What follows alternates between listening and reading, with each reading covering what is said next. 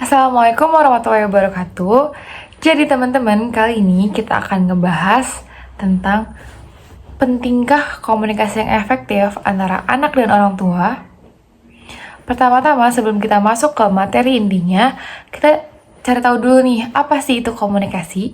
Komunikasi adalah proses penyampaian atau pertukaran informasi berupa pesan, ide, gagasan dari satu pihak ke pihak lain, baik secara verbal maupun non-verbal.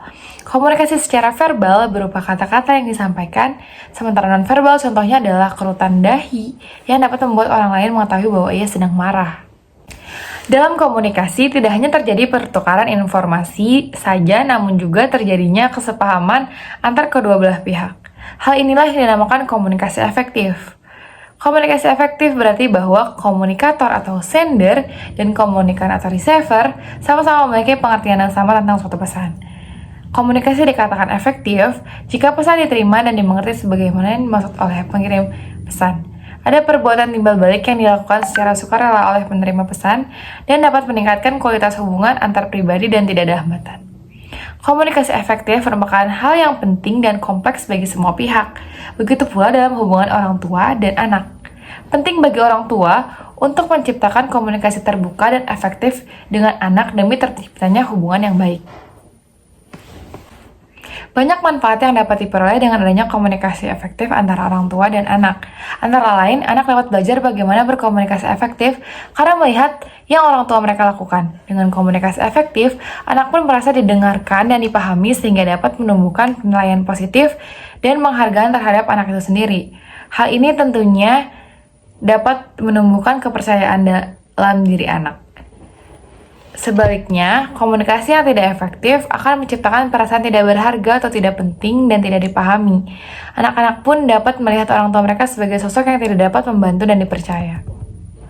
Selain itu, dengan terciptanya komunikasi efektif antara orang tua dengan anak, membuat anak menjadi memahami harapan orang tua dan mereka pun akan cenderung berperilaku sesuai dengan harapan tersebut.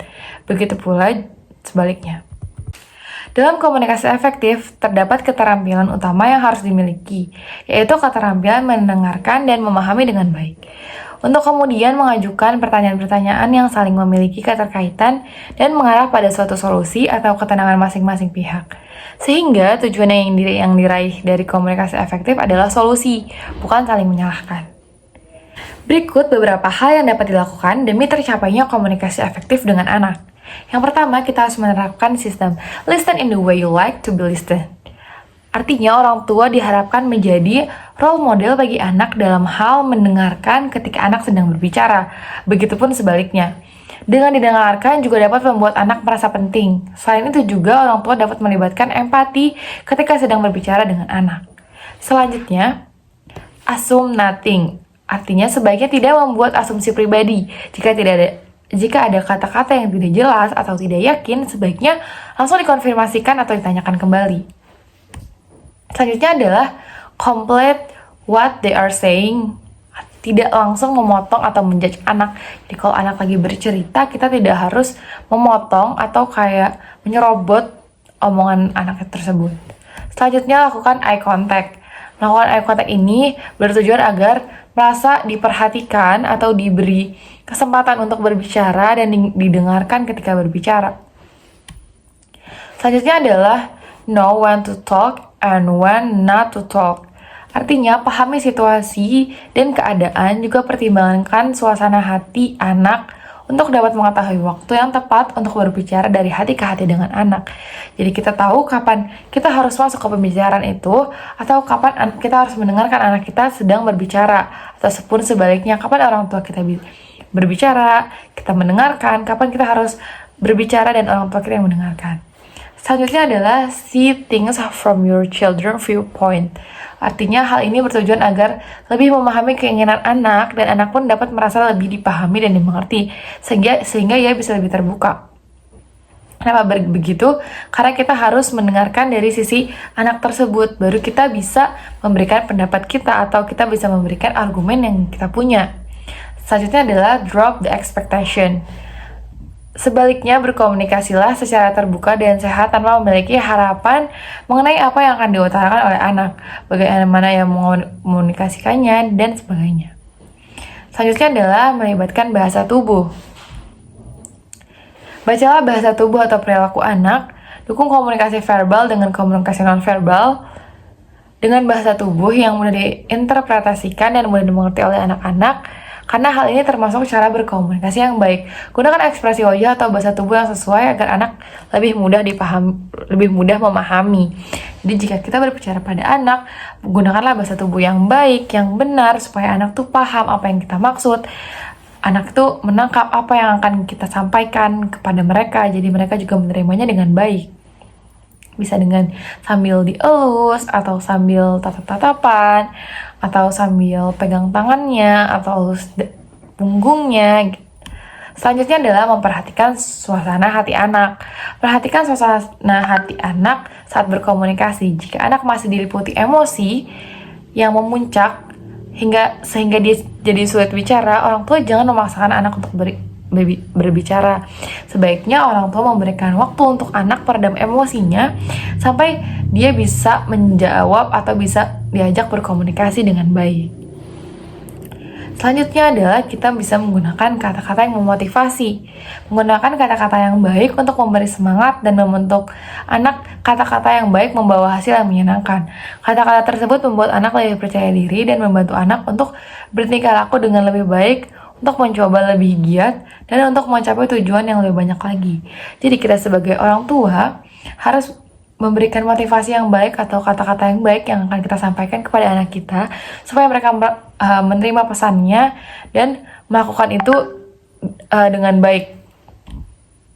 Selanjutnya adalah menghindari kata jangan atau tidak. Katakan kepada anak apa yang harus dilakukannya daripada mengatakan apa yang tidak boleh dilakukan. Menghilangkan kata jangan memang sulit, khususnya bagi orang dewasa yang sudah terbiasa menggunakannya.